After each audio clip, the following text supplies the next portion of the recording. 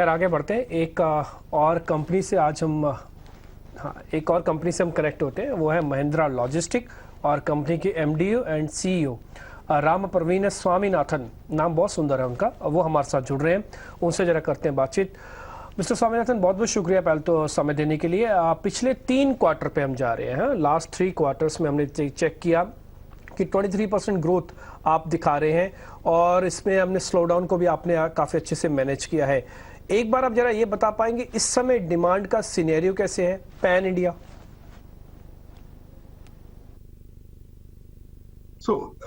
जैसे आपने बताया, पहले 9 महीने में हमारा ईयर ऑन ईयर ग्रोथ लगभग 26% का था totally across all our businesses. और अगर आप देखेंगे तो डेफिनेटली जो फोर्थ क्वार्टर हमेशा थोड़ा स्लो डाउन रहता है कुछ सेगमेंट्स में, तो उसका इम्पैक्ट तो रहेगा compare to third quarter. Growth slow down हुआ है मगर स्टिल पॉजिटिव है। जहां से हम देख रहे हैं कुछ सेगमेंट्स में काफी स्ट्रेंथ है। हमारे ऑटोमोटिव और फार्म बिजनेसेस जो पिछले 2-3 साल से वीक रहे हैं, उनमें ऑब्वियसली पिछले कुछ क्वार्टर से स्ट्रॉन्ग रिबाउंड हुआ है और वो स्ट्रेंथ हमारे हिसाब से कंटिन्यू होगा। राइट, जनरल मैन्युफैक्चरिंग में भी ग्रोथ पॉजिटिव है। आई थिंक वो भी अच्छे तरह से ग्रो हो रहा है। आई थिंक जहाँ पे कंजम्पशन ड्रिवन मार्केट्स हैं, जैसे कंज्यूमर ड्यूरेबल्स या एफएमसीजी, वहां पे थोड़ा स्लो डाउन हुआ है फॉर श्योर। और ई कॉम में क्योंकि नेटवर्क जो है उन्होंने जो हमारे कस्टमर्स ने काफी नेटवर्क एक्सपैंड किया था और क्योंकि उनका वॉल्यूम थोड़ा स्लो डाउन हुआ है, उसके और कारण ऑब्वियसली उसका इम्पैक्ट पड़ा है। मगर ई कॉम में ज्यादातर एक साइक्लिकल करेक्शन और पिछले 3-4 क्वार्टर थोड़ा डिप्रेस रहेगा, मगर आई थिंक उसके बाद हमारे हिसाब से वो वापस एक स्ट्रॉन्ग ग्रोथ फेस में आ जाएगा। बाकी सब मार्केट्स में हम ज्यादातर चेंज नहीं देख रहे हैं अगले 1-2 क्वार्टर में एटलीस्ट।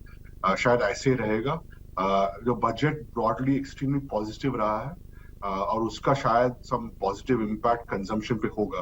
अभी तक तो वो क्लियरली नहीं दिख रहा है, मगर एक्सपेक्टेशन है कि उसका पॉजिटिव इम्पैक्ट होगा। जी, आपने कुछ समय पहले थोड़ा slow down e commerce specially की फील्ड में के बारे में जिक्र किया था। अब जो है त्योहारी सीजन आ गया है और ई कॉमर्स आपका करीब करीब 20% है रेवेन्यूज का। इस समय सिचुएशन कैसी है? हाँ, पहले एक करेक्शन में आपके बेनिफिट ये कर दूं कि हमारा जो ई कॉम बिजनेस है रफली 20% ऑफ नॉन महिंद्रा बिजनेस है। तो अप्रोक्सीमेटली 10% के लगभग है ओवरऑल बास्केट में। अगर आप पूरा कंपनी के लेवल पे देखेंगे तो 10-11% शायद वो आएगा। तो उसमें पिछले 2-3 साल में वहां पे growth has been very strong. तो अभी हम क्या देखेंगे, ग्रोथ स्लो डाउन हुआ है और हमारे हिसाब से बिटवीन नाउ और ये दिवाली तक, 2023 दिवाली तक ज्यादा सिग्निफिकेंट ग्रोथ नहीं होने वाला है राइट अक्रॉस द बिजनेस। कुछ सेगमेंट्स में ग्रोथ होंगे, जैसे ग्रोसरीज में ग्रोथ बहुत स्ट्रांग है। अभी जो लार्ज अप्लायंसेस में ग्रोथ वापस आया है। सो आई थिंक स्पेसिफिक सेगमेंट्स में ग्रोथ होंगे, बट ओवरऑल जो ग्रोथ थोड़ा म्यूटेड होगा 2023 कैलेंडर 23 में। आई थिंक पोस्ट दिवाली के बाद हम एक्सपेक्ट कर रहे हैं कि there will be some real strong capacity addition again. अच्छा, ठीक है। मिस्टर राम प्रवीण, एक और चीज समझना चाहेंगे क्योंकि आपका एक जो इनिशियल टारगेट आपने रखा था फॉर FY24 के लिए और इनफैक्ट आज से 4-5 साल के लिए भी आपने लगभग 10,000 करोड़ का टारगेट, रेवेन्यू टारगेट्स रखे हैं, लेकिन कंसिडरिंग जिस तरह का स्लो डाउन देखने को मिल रहा है, क्या कहीं पर आप टारगेट को रिवाइज करना कंसिडर कर रहे हैं?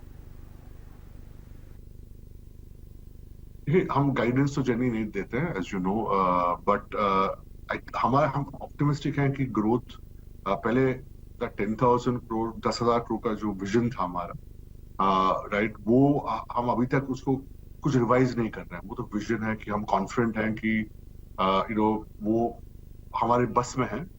ऑब्वियसली उसके लिए थोड़ा 1-2 क्वार्टर यहाँ वहाँ शायद मूव हो सकता है, मगर ब्रॉडली हम ऑन ट्रैक है उसको अचीव करने के लिए। अभी F24 में भी हम एक्सपेक्ट करें कि ओवरऑल बास्केट पे ग्रोथ होगा। आई थिंक MLL जो महिंद्रा लॉजिस्टिक्स टुडे है, उस हमारे एंड मार्केट और सर्विस डाइवर्सिफिकेशन बहुत स्ट्रांग है। अक्रॉस अगर आप देखेंगे डिफरेंट मार्केट्स का कॉन्स्टिट्यूशन बैलेंस्ड है और उसके कारण अगर कुछ सेगमेंट जैसे ई कॉम में ग्रोथ कम होगा तो बाकी सेगमेंट्स जो है जैसे ऑटोमोटिव उसको कॉम्पनसेट करेगा, राइट। सिमिलरली हमारे सर्विसेज बास्केट में भी और डाइवर्सिफिकेशन है।